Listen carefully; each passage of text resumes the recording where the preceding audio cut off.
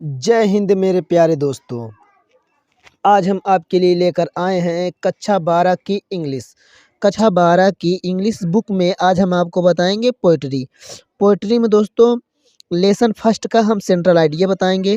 इसी तरीके से हम हमारे जितने भी लेसन हैं उन सभी का सेंट्रल आइडिया आज हम इस वीडियो में क्लियर करेंगे दोस्तों।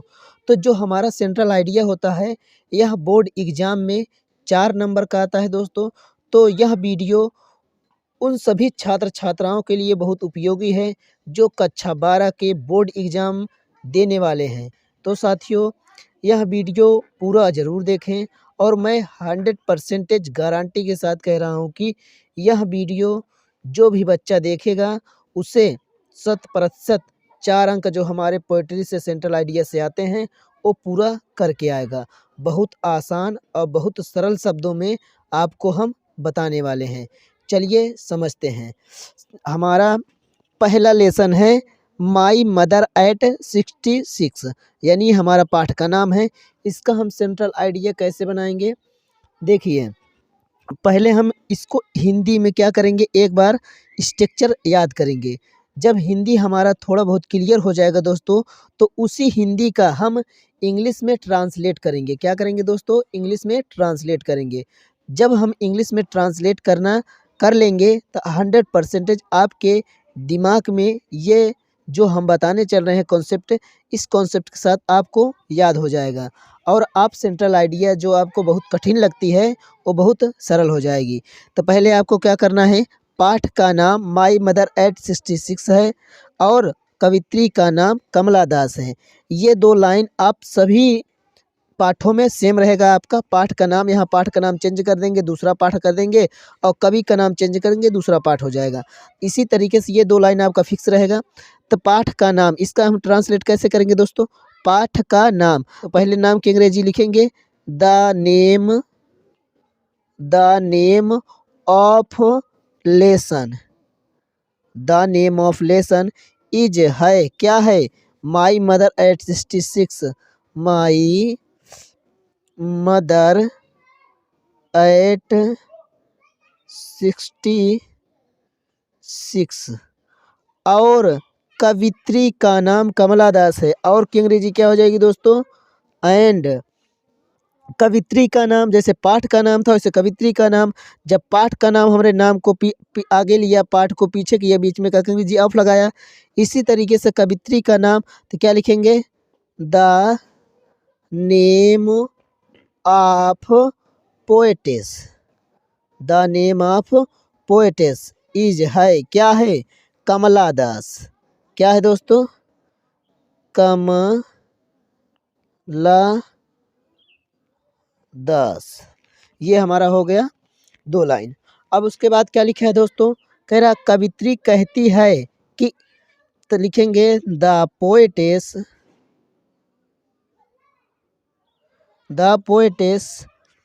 सेज माने कहती है, दैट कि बच्चे अपनी माँ से जुड़े होते हैं। तो चिल्ड्रेन जुड़े होते हैं। आर का लिए लग रहा है क्योंकि चिल्ड्रेन एक बच्चा नहीं है, ढेर बच्चे हैं। तो children are attached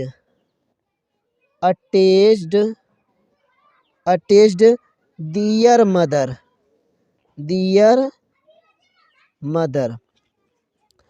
children are attached their mother, बच्चे अपनी माँ से जुड़े हो और उन्हें खोने से डरते हैं। And are afraid of losing.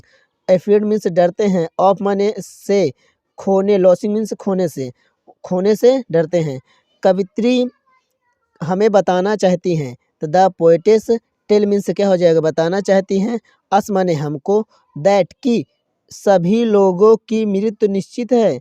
Death is inevitable all people. Inevitable means होता है निश्चित है, ऑल पीपल माने सभी लोगों की, और डेथ माने हो जाएगा मृत्यु। अगर आप यहाँ पर इनविंटेबल नहीं लगाना चाहते हैं तो फिक्स लगा देंगे तो भी सही हो जाएगा।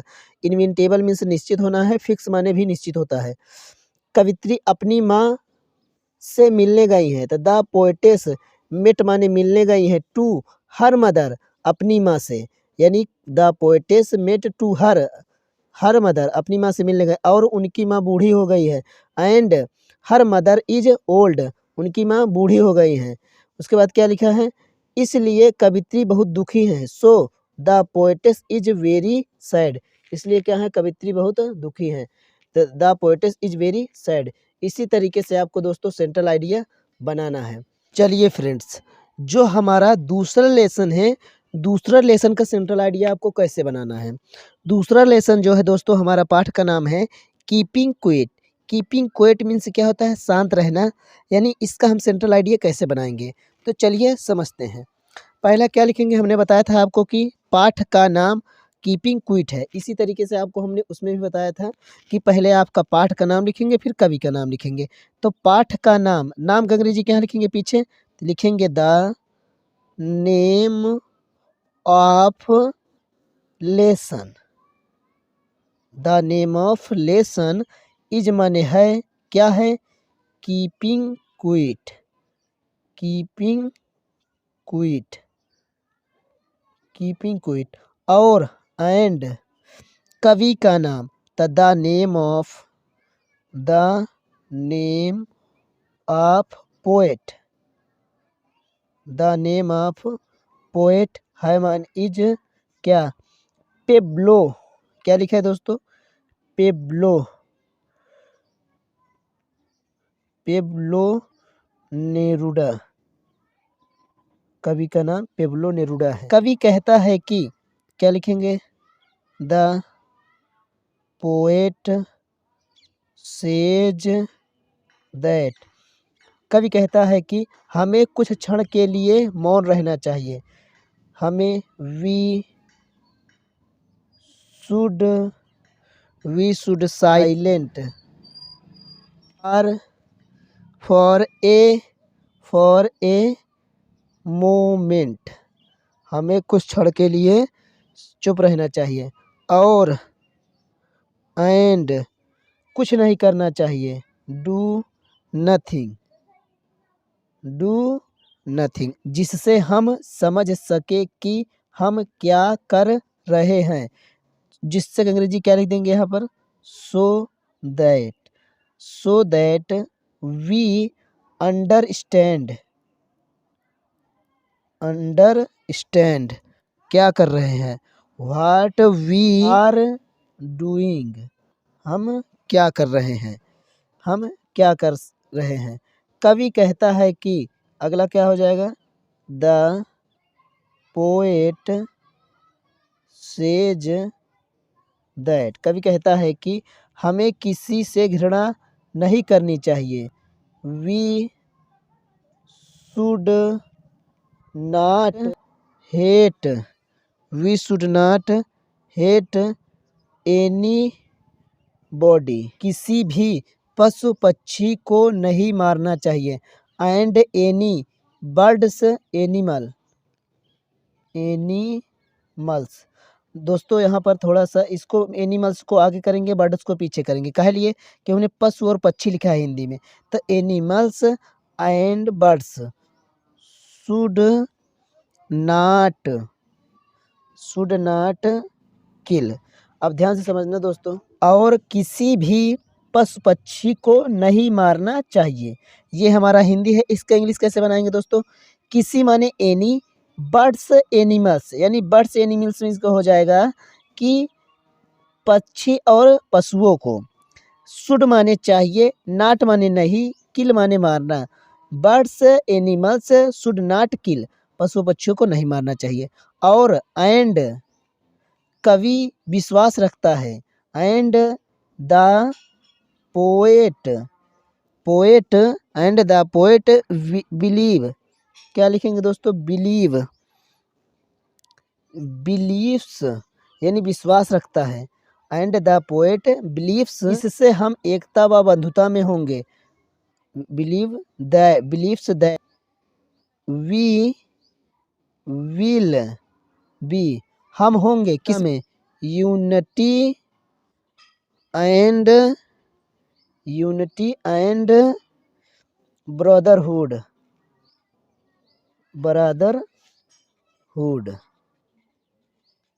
इसी तरीके से आपको दूसरे लेसन का सेंट्रल आइडिया बनाना है। बहुत तेज़ी के साथ इसको रिवाइज करते हैं। पाठ का नाम कीपिंग क्विट है और कवि का नाम पेब्लो नेरुडा है। तो the name of lesson is keeping quit and the name of poet is Pablo Neruda. और उसके बाद क्या है, कवि कहता है कि हमें कुछ क्षण के लिए मौन रहना चाहिए। द पोएट सेज दैट, कवि कहता है, क्या कहता है, हमें कुछ क्षण के लिए मौन रहना चाहिए। We should silent for a moment, हमें कुछ क्षण के लिए मौन रहना चाहिए और कुछ नहीं करना चाहिए। And do nothing, do nothing means कुछ नहीं करना चाहिए, जिससे हम समझ सके कि हम क्या कर रहे हैं। तो सो दैट मीन्स हो जाएगा जिससे, वी अंडरस्टैंड, हम समझ सके, व्हाट वी आर डूइंग, हम क्या कर रहे हैं। कवि कहता है, द पोएट सेज दैट, कि दैट हमें किसी से घृणा नहीं करनी चाहिए। वी माने हमें, शुड नॉट माने नहीं करनी चाहिए, क्या नहीं करनी चाहिए, घृणा। एनी बॉडी मतलब किसी से, और किसी भी पशु पक्षी को नहीं मारना चाहिए। And any birds animal should not kill, नहीं मारना चाहिए। और कभी विश्वास रखता है। एंड द पोएट बिलीव्स मतलब विश्वास रखता है कि इससे हम एकता व बंधुता में होंगे। दैट वी, हम, विल बी मतलब हम होंगे, किस में होंगे, यूनिटी एंड ब्रदरहुड्स, एकता व बंधुता में। तो दोस्तों इसी तरीके से आपको दूसरे लेसन का भी सेंट्रल आइडिया बनाना है। चलिए दोस्त, हमारा जो तीसरा लेसन है इसका हम सेंट्रल आइडिया कैसे बनाएंगे। तीसरा लेसन हमारा है ए थिंग ऑफ ब्यूटी, यानी ए थिंग ऑफ ब्यूटी, ये हमारा पाठ का नाम है। इस पाठ का हम सेंट्रल आइडिया कैसे बनाएंगे, चलिए समझते हैं। पाठ का नाम ए थिंग ऑफ ब्यूटी है, तो लिखेंगे the name of lesson, the name of lesson is a thing of beauty and, और कवि का नाम जोहन कीट्स है। And the name of poet is John Keats. कविता हमें संदेश देती है, कौन देती है, कविता देती है, लिखेंगे द पोयम गिव्स अस मतलब हमें क्या देती है, मैसेज। मैसेज मीन्स होता है संदेश दोस्तों, मैसेज। दैट कि सुंदर वस्तु हमें हमेशा खुशी प्रदान करती है। Beautiful thing always joy us, सुंदर वस्तु हमें हमेशा खुशी प्रदान करती है। Beauty thing always joy us, या इसको आप ऐसे भी बना सकते हैं, a thing of beauty joy us. सुंदरता एक ऐसा मनोभाव है जो हमारे चारों ओर पाया जाता है। तो कौन पाया जाता है, सुंदरता पाया जाता है। तो लिखेंगे ब्यूटी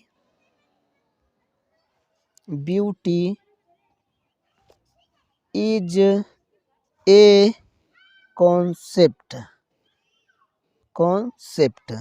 दैट, जो कि अंग्रेजी क्या लिखेंगे, दैट हमारे चारों ओर पाया जाता है। तो लिखेंगे इज फाउंड मीन्स क्या हो जाता है, पाया जाता है। फाउंड एवरीवेयर, हमारे चारों ओर। फिर और एंड दस मीन्स क्या हो जाता है, इस प्रकार, कभी खत्म नहीं होता है। नेवर मीन्स क्या हो जाता है, कभी नहीं। इंड मीन्स क्या हो जाएगा, खत्म होता है। हमारी पृथ्वी अनेक सुंदर चीज़ों से भरी हुई है। आवर अर्थ इज फुल, भरी हुई है। फुल मेनी अनेक मतलब many, many beautiful, beautiful things, अनेक सुंदर चीज़ों से। फिर उसके बाद किया है जो प्रकृति का हिस्सा है, लिखेंगे that is a part of nature, जो प्रकृति का हिस्सा है। तो लिखेंगे जो के अंग्रेजी दैट इज माने है, ए पार्ट ऑफ नेचर मतलब प्रकृति का हिस्सा, और भगवान द्वारा भेजा गया है। एंड सेंट बाई गॉड, यानी भगवान द्वारा भेजा गया है। कविता सुंदरता के गुणों को प्रस्तुत करती है। तो कविता कौन प्रस्तुत करती है? कविता द पोयम प्रेजेंट, क्या लिखेंगे दोस्तों? Present quality, A QUALITY, quality of beauty, quality of beauty.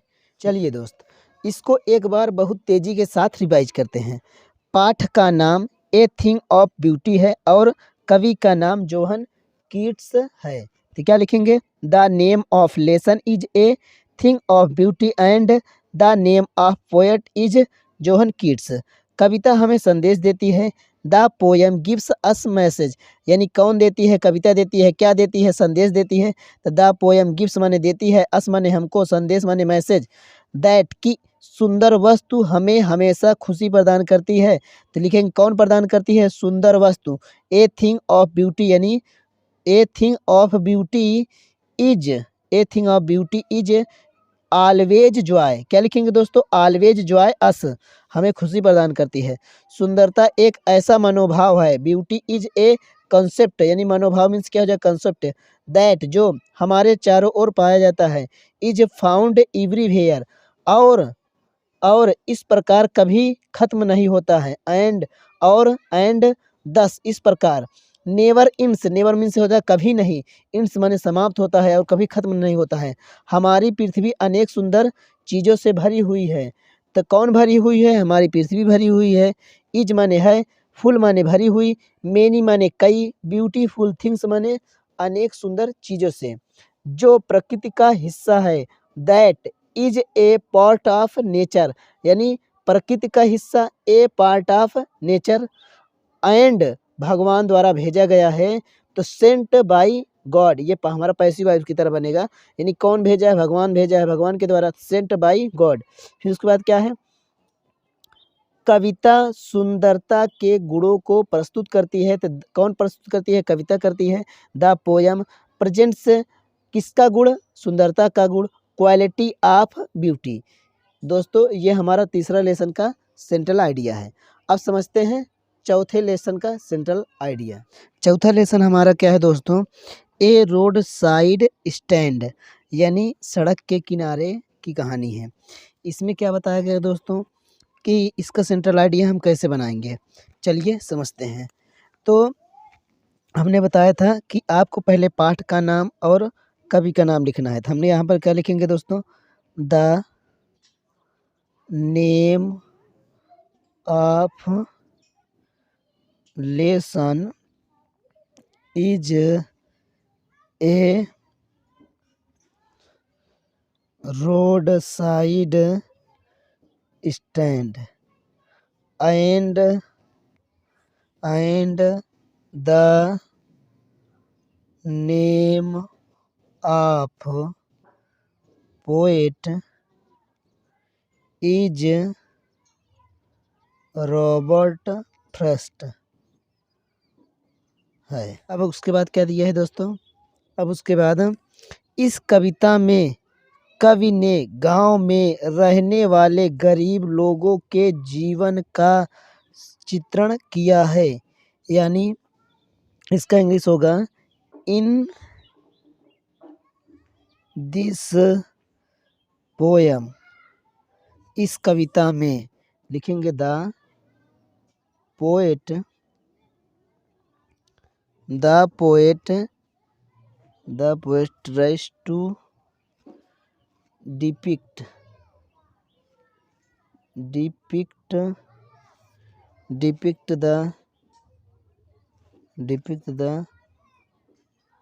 lives of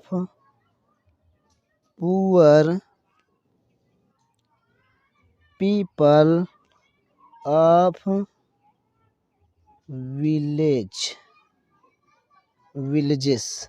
यानी इन दिस पोएम, इस कविता में कवि ने द पोएट ट्राइज माने क्या होगा, बताया है, डिपिक्ट माने वर्णन किया है, किसका, द लिव्स ऑफ पुअर मतलब गरीब, ऑफ द विलेज मतलब गांव के, यानी गांव के गरीब लोगों जो रहते हैं उनके बारे में बताया है। उसके बाद क्या बोला है दोस्तों, एंड और उन्होंने अपनी संवेदना और मानवता को व्यक्त किया है। And the poet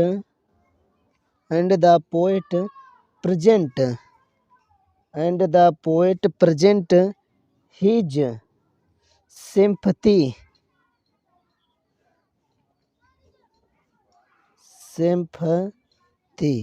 sympathies and humanity।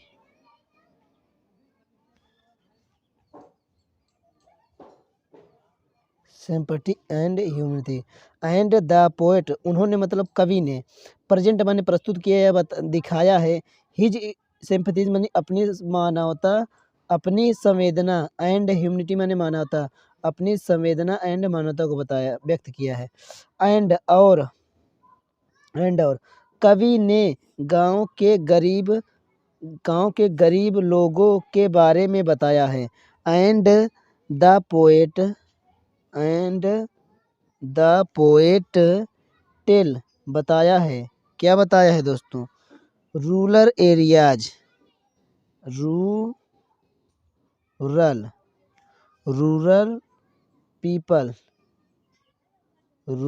People शहर के अमीर लोग, लिखेंगे द रिच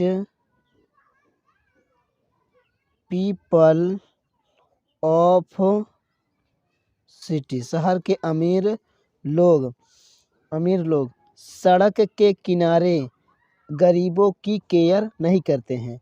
तो the rich people of city यानी शहर के अमीर लोग डू नॉट केयर यानी केयर नहीं करते हैं।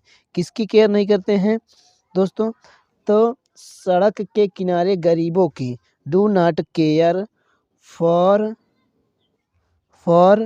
The poor road side. तो दोस्तों इसी तरीके से हमको इसकी सेंट्रल आइडिया बनाना है। पाठ का नाम ए रोड साइड स्टैंड है और कवि का नाम रॉबर्ट फ्रॉस्ट है। इतने का आप ट्रांसलेट करने में कोई दिक्कत नहीं होगी, अब आपको समझ में आ गया होगा। उसके बाद क्या लिखा है दोस्तों, इस कविता में कवि ने गांव में रहने वाले गरीब लोगों के जीवन का चित्रण किया है या बताया है, समझाया है। तो इस कविता में इन दिस पोएम कवि ने द पोएट गांव में रहने वाले गरीब लोगों के बारे में बताया है। लिखेंगे tries to depict try means समझाया है, डिपिक्ट माने समझाया है, ट्राइज टू डिपिक्ट माने समझाया है या चित्रण किया है। कहाँ रहने वाले लोगों के, गांव में रहने वाले। The leaves of poor people of village मतलब जो गांव में गरीब लोग रहते हैं। और उन्होंने मतलब कौन, पोएट यानी कवि ने। एंड द पोएट प्रेजेंट प्रस्तुत किया है, हिज सिंपैथी एंड ह्यूमनिटी अपनी संवेदना और मानवता को। और कवि ने गांव के गरीब लोगों के बारे में बताया है। And the poet tell rural people मतलब गांव के गरीब लोगों के बारे में। और शहर के अमीर लोग सड़क के किनारे गरीबों की केयर नहीं करते हैं। And the rich people of city यानी अमीर लोग किसके, शहर के। The rich people of city do not care for the poor road side. यही हो जाएगा दोस्तों हमारा इस पाठ का सेंट्रल आइडिया। इसी तरीके से आपको बोर्ड एग्जाम में करना है। चलिए दोस्त, अगला जो हमारा लेसन है वो लेसन 5 है। लेसन 5 का हम सेंट्रल आइडिया कैसे बनाएंगे आपको बताते हैं। लेसन 5 का जो नाम हमारा है आंट जेनिफर्स टाइगर्स। ठीक, ये हमारा पाठ का नाम है। अब इसका पाठ का हम सेंट्रल आइडिया कैसे बनाएंगे दोस्तों? तो पाठ का नाम लिखेंगे the name of lesson. The name of lesson is है आंट जेनिफर्स टाइगर्स एंड और कवित्री का नाम the name of poetess. They name of poetess is है क्या है? एडियन रिच।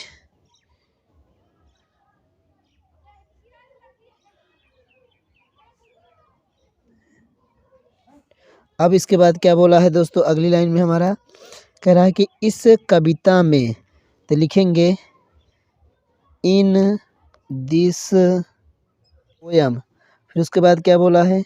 कवि ने पुरुष प्रभुत्व की समस्या की चर्चा करती है। यानी जो कवित्री हैं, यानी कवित्री ने पुरुष प्रभुत्व की समस्या की चर्चा की है। तो कवित्री ने तो क्या लिखेंगे दोस्तों? द पोएटेस चर्चा की है, तो क्या लिखेंगे दोस्तों? Addresses the issue of male dominance.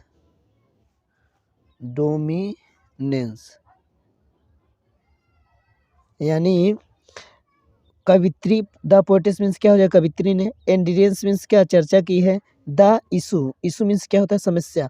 Of male यानी पुरुष की समस्या। डोमिनेंस माने प्रभुत्व। और एंड किस प्रकार स्त्री के शरीर को कंट्रोल करते हैं। एंड हाउ कैन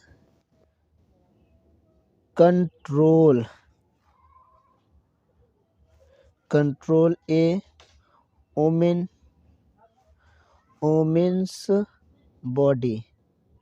शरीर स्त्री के साथ, बट नॉट माइंड एंड। समझना प्यारे दोस्तों, किस प्रकार स्त्री के शरीर को कंट्रोल करते हैं। How can control a women's body. यानी हाउ माने कैसे, कैन माने सकते हैं, कंट्रोल माने कंट्रोल, ए वुमेन बॉडी मतलब एक स्त्री के शरीर को, बट लेकिन, परंतु, मन को नहीं, नॉट माइंड यानी मन को नहीं, और यानी एंड और कवित्री ने स्त्री के संघर्षों और मतभेदों को प्रस्तुत करती हैं। And the poetess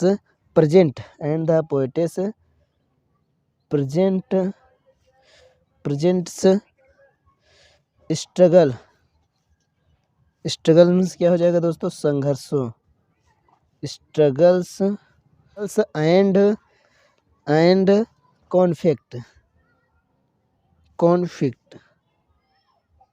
conflicts of women and और यानी संघर्षों और मतभेदों को प्रस्तुत करती है। और आंटी जेनिफर, क्या बोला है? आंटी जेनिफर एंड आंटी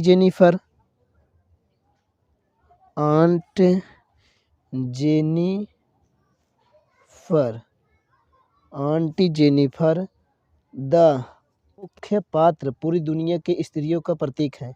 तो मुख्य पात्र की अंग्रेजी क्या होगी? द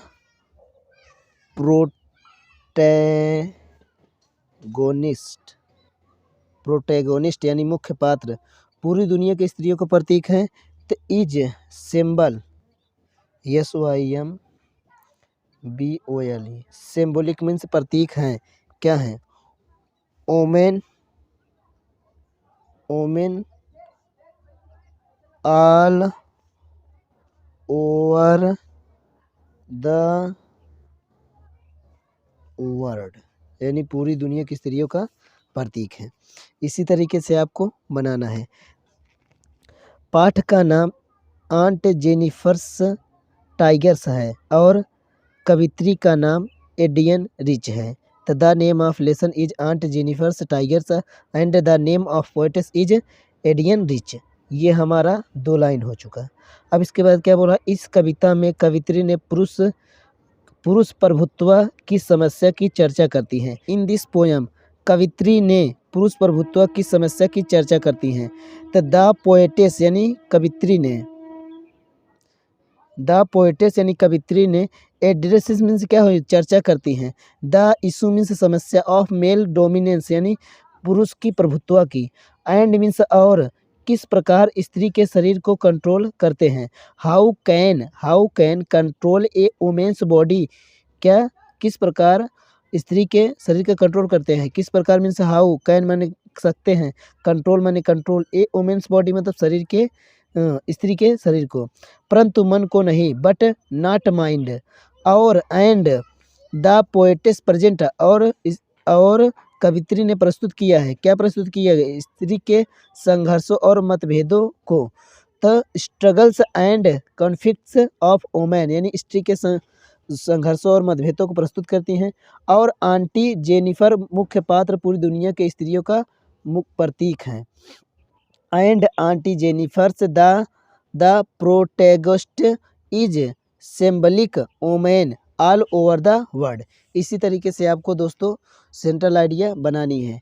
ये कक्षा 12 की पोएट्री का हमारा 5 लेसन है, उस 5 लेसन का सेंट्रल आइडिया है दोस्तों। यह सेंट्रल आइडिया जो बताया गया है इसी तरीके से आपको बोर्ड एग्ज़ाम में करना है। अगर इस तरीके से आप बोर्ड एग्ज़ाम में लिख देंगे तो जो आप सेंट्रल आइडिया 4 नंबर का आता है, 4 नंबर का आपका पूरा का पूरा मिलेगा। मैं ये 100% दावे के साथ कहता हूँ। तो दोस्तों वीडियो कैसा लगा कमेंट में ज़रूर बताएं। अगर वीडियो अच्छा लगा हो तो वीडियो को अपने दोस्तों और ग्रुप में भी शेयर करें और वीडियो को लाइक करें और हमारे चैनल पे नए हैं तो चैनल को सब्सक्राइब करें। दोस्तों मिलेंगे अगली क्लास में, तब तक के लिए जय हिंद, जय भारत।